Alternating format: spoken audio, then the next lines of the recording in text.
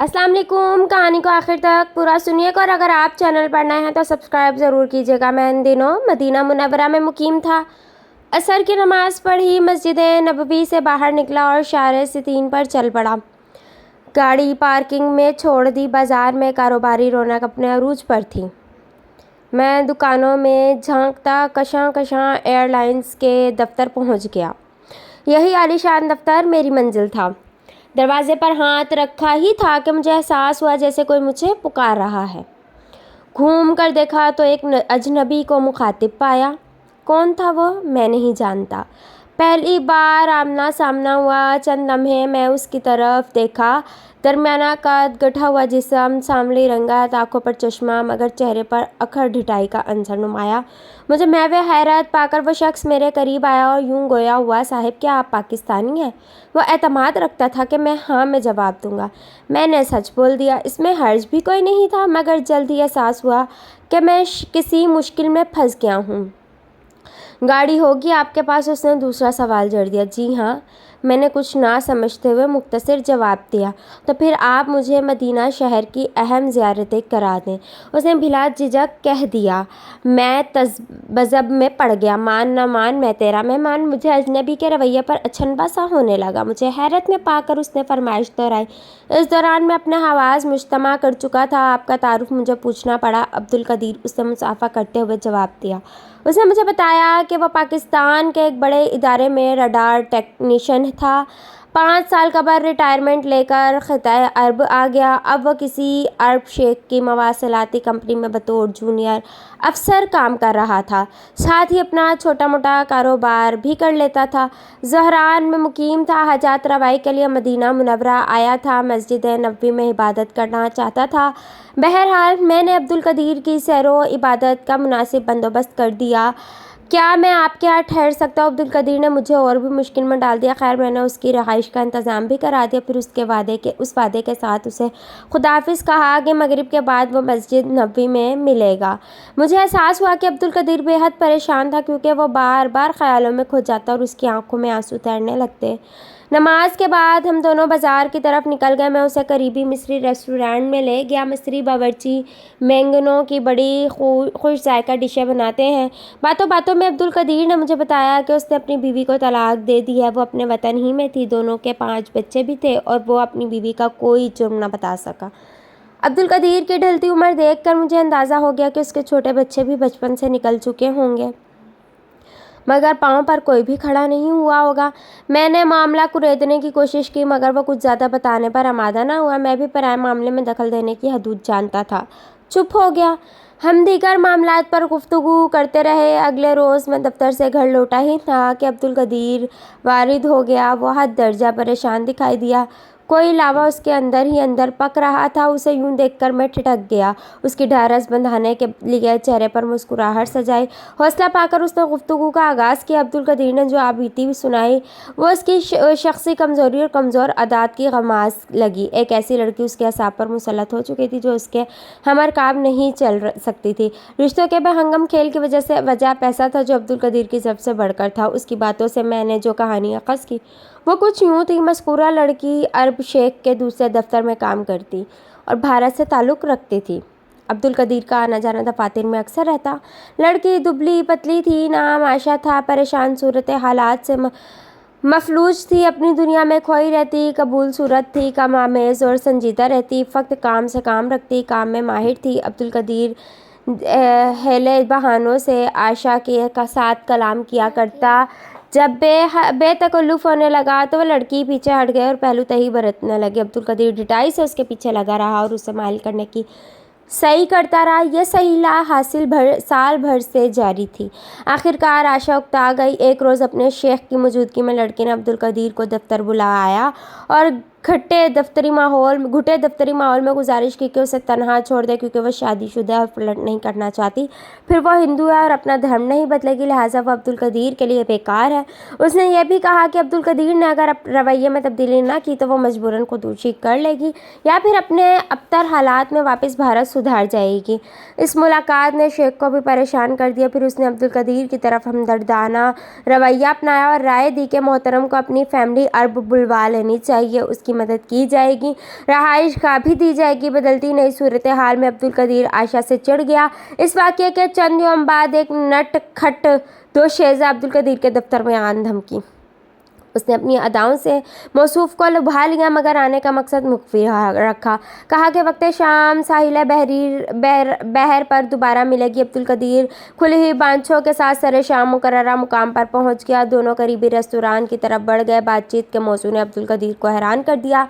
लड़की ने अपना नाम ओशा बताया और तारुफ कराते हुए कहा कि वो आयशा की छोटी बहन है, एक बड़ी एयरलाइंस में बतौर होस्टेस काम करती है। उसकी बातों में बड़ा अज़्ज़ था। वह बहन के सिलसिले में रहम की अपील करने आई थी और आस रखती थी कि वह कामरान ठहरेगी। उसने अब्दुल कदीर को मुतला किया कि बड़ी बहन आयशा शादीशुदा है। बदकिस्मती से उसके खावंद को काला यरकान हो चुका है और वह बिस्तर मर्ग पर पड़ा है। आयशा आखिरी हरबे के तौर पर अपने खावंद को जिगर ट्रांसप्लांट कराना चाहती है। इस सिलसिले में उसे खती रकम की ज़रूरत है। अब खावंद की मोहब्बत में वो परदेस के धक्के खा रही थी। मेहनत भी बसात से बढ़कर करती, पर बहुत परेशान रहती है। वतन में घर उसी की कमाई पर चल रहा है। वो अपने वालिदैन और उनके पास अपने खावंद का बड़ा सहारा है। उसके साथ हमदर्दी की सूरत यही हो सकती है कि उसे तनहा छोड़ दिया जाए। अब्दुल कदीर ने बातें बड़े गौर से सुनी, फिर बोला, मैं आयशा को तरकीब दी थी कि मरते हुए खावंद से छुटकारा हासिल कर ले और बाइज़्ज़त मेरे घर आबाद हो जाए, मगर वो अपनी हट दर्मी पर कायम रही। मैं तो आज भी उसका यही ख्वाह हूँ। अब्दुल कदीर की इस बात के बाद खामोशी तारी हो गई। क्या हिंदू धर्म में दो सगी बहनें किसी एक शौहर से शादी कर सकती हैं? अब्दुल कदीर ने सकवत तोड़ा। ओशा का दिल यकदम मुरझा गया। शायद गुंजाइश निकलती है। उसने बड़ी मुश्किल से जवाब दिया, तो फिर मैं आप दोनों के साथ अपना घर बसाने को तैयार हूँ। अब्दुल कदीर ने एसी का रुख अपनी जानिब घुमाते हुए पत्थर दे मारा। ओशा का मुंह खुला का खुला रह गया। आवाज़ हलक में दबने लगी। आंसू जब्त करते हुए उसने इजाज़त मांगी और चुपचाप टैक्सी में सवार हो गई। उसके जज्बों में तासुफ नुमाया था कि उसने अब्दुल कदीर के साथ खाना क्यों खाया। दफ्तर में आयशा की हिम्मत उसे थोड़ा सा फ़ायदा पहुँचा गई। अब्दुल कदीर ने आदात में किसी हद तक तब्दीली कर ली। उसे अब वो पहले की तरह तंग नहीं करता था, मगर अपनी दिलचस्पी की तजदीद किसी न किसी बहाने कर लिया करता। आयशा उसकी फरीफ्तगी का हाल जान लिया करती। मामला उसी तौर चलता रहा। फिर हालात में अचानक तब्दीली आ गई। कुछ अजब तौर पर फशा तेज़ी से अब्दुल कदीर के करीब आ गई। ये तग़य्युर दिनों में अरूज के सिमत बढ़ गया, बल्कि नाकाबिले यकीन दिखने लगा। अब्दुल कदीर ने तकदीर का करम समझा। यकीन रखता था कि उसने मंजिल पाली। वो सूखे पत्ते की तरह आयशा की आगोश हयात में जा गिरा। इन्हीं दिनों शेख की टेलीकॉम कंपनी को बहरीन में अहम जिम्मेदारियाँ मिल गई। 3 हफ्तों का मंसूबा था। अब्दुल कदीर और आयशा दोनों बहरीन जाने वाले कारकुनों में शामिल थे। काम तकनीकी था। दिन भर सर खुजाने की फुर्सत भी न मिलती थी, मगर मसा होटल में शाम भर रौनक हुआ करती। ग्रुप के लोग अपने मशागिल बना लिया करते। माहौल के मुताबिक तफरीही पहलू तलाश कर लेते। आयशा इस दौरान पूरी तरह निखर आई थी। सर शाम ही तैयार हो जाती, दिलकश मेकअप करती और उम्दा लिबास पहनती। अमूमन यूरोपीय मलबूसात ज़ेबतन करती। अब वो अब्दुल कदीर के साथ रंगीन शामें गुजारने लगी। उसकी अदाओं में रानाई और नज़रत अब्दुल कदीर को लुभाती। दोनों अक्सर साहिल समंदर की तरफ निकल जाते। वहाँ रौनक का समा होता और हस्बे ख्वाहिश तन्हाई भी। कभी खरीदारी होती तो कभी बड़े होटलों में खानों के मज़े लूटते नज़र आते। बज़ाहिर यही लगता था कि आयशा अब्दुल कदीर के करीब तर आ चुकी और शायद अपने बीमार शौहर को छोड़ देगी। उनके मुतल्लिक शहम गोइयाँ शुरू हो चुकी थी। अब्दुल कदीर की बाछें हरदम खिली रहती, जबकि आयशा कभी कभार बुझ जाया करती। 3 हफ्ते गोया 3 दिनों में गुजर गए। मिले कार की खुशी अपनी जगह, मगर अक्सर कारकुन बहरीन छोड़ने पर अफसरदा थे। इसलिए शेख ने एक बड़ी पिकनिक की इजाज़त दे दी। तमाम साथियों ने बहरीन ताज़रहारान सफ़र उस पुल पे तय करने का फ़ैसला किया जो बहेरा अहमर के गुरबी हिस्से पर तामीर किया गया था। तकरीबन 20 किलोमीटर लंबा ये पुल अज़्म इंसानी और जदीद टेक्नोलॉजी का हसीन इम्तज़ाज है, जिसने ज़मीन के 2 टुकड़ों को आमदोरफ्त के लिए मिला दिया। उस पर हर दम गाड़ियाँ दौड़ती नज़र आती हैं। गहरी शाम के वक्त रोशनियों का सफ़र समंदर के हुस्न को 4 चांद लगा देता है। शेख ने मुनासिब जगह पर ज़ियाफ़त का पुरतकल्लुफ़ इंतज़ाम भी कर दिया। इसी शाम चांद अपने जोबन पर था। अब्दुल कदीर और आयशा गाड़ी में साथ साथ बैठे थे। दिल مسرور تھے اور ماحول خوبصورت تھا۔ عبدالقدیر براہ کرم مجھے کچھ مدت کے لیے 50,000 ریال دے دیں، کیوں وجہ نہیں بتا سکوں گی، عائشہ نے اس وقت کہا جب عبدالقدیر نے سمندر پر پڑنے والے عکس کمر میں کھو کر اس کی شباہت عائشہ کے سراپے میں ڈھونڈ رہا تھا۔ دم بھر میں عبدالقدیر کے اجلے محبوبانہ تصور کو گرہن سا لگ گیا، بحری مدو جزر سمٹ کر اس کے وجود میں بکھر گیا۔ کڑے امتحان کا لمحہ آن پہنچا تھا، تلاطم کی اسی شدت میں اسے کوئی فیصلہ کرنا تھا اور انہی لمحوں میں وہ پختہ عزم کر چکا تھا۔ فیصلے وہ اس طور ہی کیا کرتا تھا۔ اس نے عائشہ کو لبیک کہہ دیا۔ مسکراہٹ عائشہ کے چہرے پر رقص کرنے لگی۔ جمع پونجی موجود تھی، ایڈوانس بھی مل گیا، کچھ دوستوں سے لیا اور یوں عائشہ کے لیے رقم اکٹھی ہو گئی۔ چند ساتوں میں مایا ادھر سے ادھر ہو گئی، مگر ذہن کے کورے میدانوں میں وسوسوں کے جنگل بھی ابھر آئے۔ واپس دفتر پہنچ کر کار دوراں کا انبار عبدالقدیر کی ہستی پر آ گرا۔ اسے بحرین کی پروجیکٹ پر فوری رپورٹ تیار کرنا تھی، یہ کٹھن اور دقت طلب کام تھا۔ بعد ایسا اسے ریاض بھی جانا پڑا، فلم کے لیے بعض اشیاء کی خریداری کرنی تھی۔ وقت اندازوں سے بڑھ کر صرف ہوا۔ 3 ہفتے اسی طرح بیت گئے۔ معاملات سلجھانے کے بعد وہ عائشہ کے دفتر گیا، مگر اسے وہاں نہ پایا۔ اس کی جگہ کوئی یمنی کام کر رہا تھا۔ عبدالقدیر پریشان ہو گیا کیونکہ عملے کے دیگر افراد نے اسے ملی جلی اطلاعات دیں۔ بہت سارے خدشات عبدالقدیر کے ذہن میں پیدا ہو گئے۔ شاید وہ کنگال ہو چکا تھا، اس کا ماتھا ٹھنکا۔ اس نے فوری طور پر شیخ کے گھر کی راہ لی۔ شیخ نے عائشہ کے معاملے میں غیر معمولی پریشانی دیکھ کر اس پر سوالوں کی بوچھاڑ کر دی۔ عبدالقدیر اسے ادھار والے معاملے سے بے خبر رکھنا چاہتا تھا، سوالوں سے پہلو تہی کرتا رہا۔ شیخ سے البتہ اسے چند باتیں اگلوا لیں۔ عائشہ بھارت واپس جا چکی تھی، چھٹی پر گئی تھی۔ اصولاً اسے ہفتہ پہلے واپس پہنچ جانا چاہیے تھا، یہی وعدہ کر کے وہ گئی تھی۔ اس کا لوٹنا مشکل لگتا تھا۔ شیخ کے نزدیک عائشہ کے یوں غائب ہونے کی وجہ اس کے خاوند کی شدید بیماری ہو سکتی تھی۔ شیخ کی باتیں سن کر عبدالقدیر کے پاؤں تلے سے زمین نکل گئی۔ وہ ہکا بکا رہ گیا۔ اس کی حالت دیکھ کر شیخ نے اسے گھر جا کر آرام کرنے کا مشورہ دیا، لیکن عبدالقدیر سوچوں کے تانے بانے میں الجھ چکا تھا۔ حالات میں اسے فریب کی بو آ رہی تھی، جس کے باعث اس کی انا بھی بری طرح مجروح ہوئی۔ وہ کسی کو اپنے دکھ میں شریک نہیں کر سکتا تھا۔ پھر کسی نے اسے بتایا کہ عائشہ اپنے دیس نہیں گئی بلکہ یہیں کہیں پوشیدہ ہو گئی، اسے ستا رہی ہے۔ عبدالقدیر اہل ہند کی روایتی جادوگری پر یقین رکھتا تھا، یہی سمجھتا رہا کہ عائشہ نے کسی جانور کا روپ دھار لیا ہے اور قریب ہی کہیں موجود رہتی ہے۔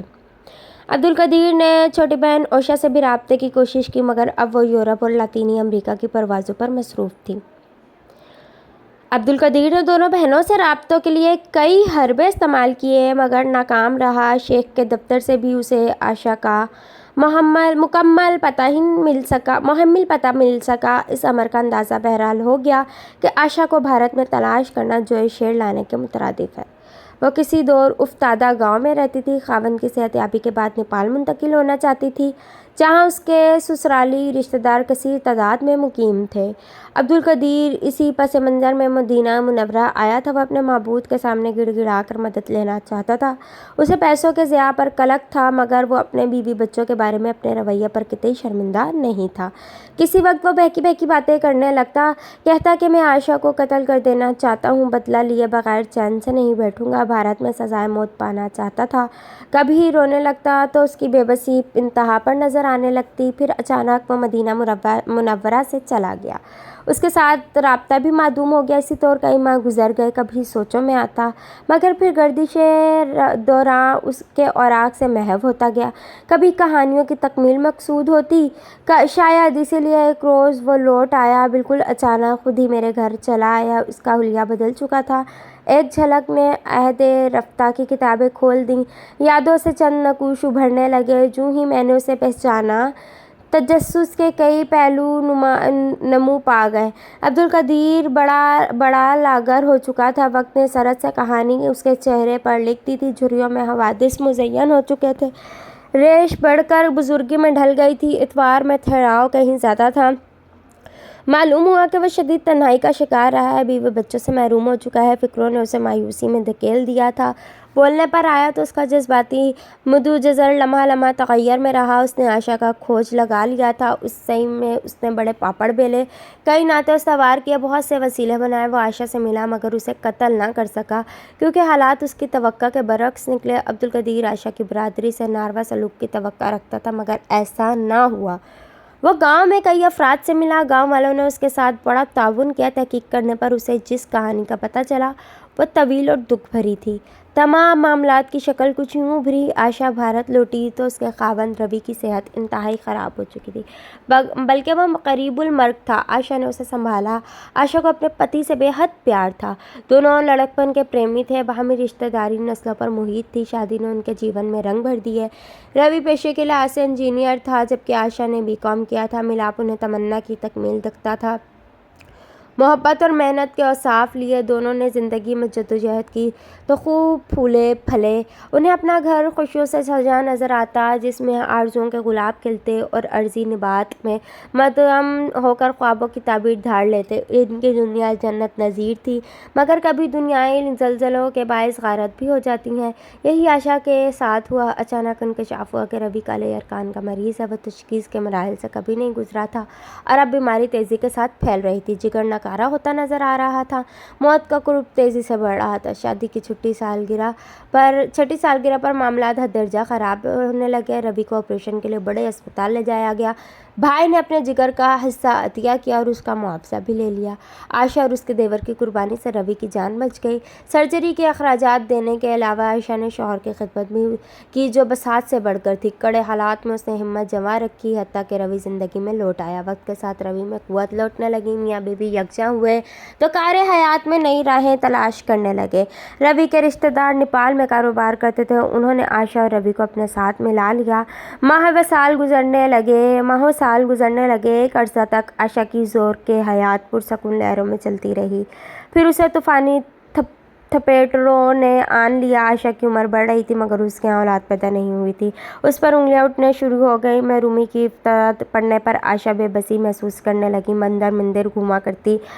सन्यासों से के पास भी गए मगर उसकी गोदभरी ना हो सकी। गोशवा खाने से उसे सेहतमंद ना करार देते। फिर भी तकमील तमन्ना का शराब बरसों पर फैल गया। पति का पैमाना सबर लबरेज होता गया। बामी झगड़े तवालत पकड़ने लगे। तलखियाँ बिलाखैसी तक बढ़ने लगी। इस कश्मकश में दोनों वापस भारत आ बसे मगर बाहम फासले ना सिमट सके। जल्दी दोनों में अलहदगी हो गई। गुज़र औकात के लिए आशा ने बैंक में मुलाजमत कर ली। तन्हाई में वक्त का पहाड़ धकेलने लगी। उसने दिनों का हिसाब रखना छोड़ दिया। बस मसरूफ़ कार रहती सुबह तक शाम। आस रखती कि ज़िंदगी यूं ही गुजर जाएगी मगर नसीब में लिखा कौन टाल सकता है। जिस बैंक में आशा काम करती थी फ्रॉड का शिकार हो गया। आशा वाली ब्रांच में बड़े पैमाने पर गबन हुआ। उसका नाम भी मशकूक मुलाजमीन में आ गया। इल्ज़ाम था कि उसने मुजरिमों की आनत की है।